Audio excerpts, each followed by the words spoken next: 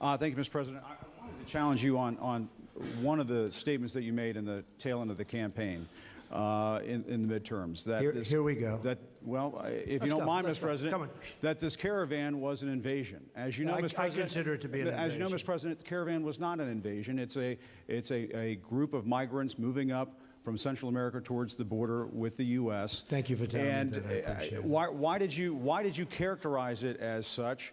Because I consider it an invasion. You and I have a difference of opinion. But do you think that you demonized immigrants in this election to try to keep them? I want them to come into the country, but they have to come in legally. You know, they have to come in, Jim, through a process. I want it to be a process, and I want people to come in, and we need the people. Your campaign. Wait. You know why we need the people, don't you? Because we have hundreds of companies moving in. We need the people. But your campaign had an ad showing migrants climbing over walls and so on. Well, that's true. But they weren't actors. They're not going to be doing that. They weren't actors. Well, no, it's true. Do you think they were actors? They weren't actors. They didn't come from Hollywood. Right. These were people. This was an actual, it happened a few days ago.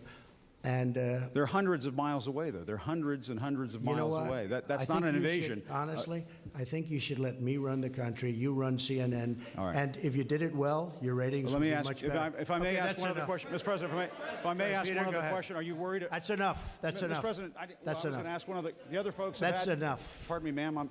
Mr. President, that's enough. Mr. President, I had one other question. If I may ask on the Russia investigation, are you concerned that you may have? I'm not concerned about anything with the Russian investigation because it's a hoax. That's enough. Put down the mic. Mr. President, are you worried about indictments coming down in this investigation? Mr. President. I'll tell you what, CNN should be ashamed of itself having you working for them. You are a rude, terrible person. You shouldn't be working for CNN. Go ahead.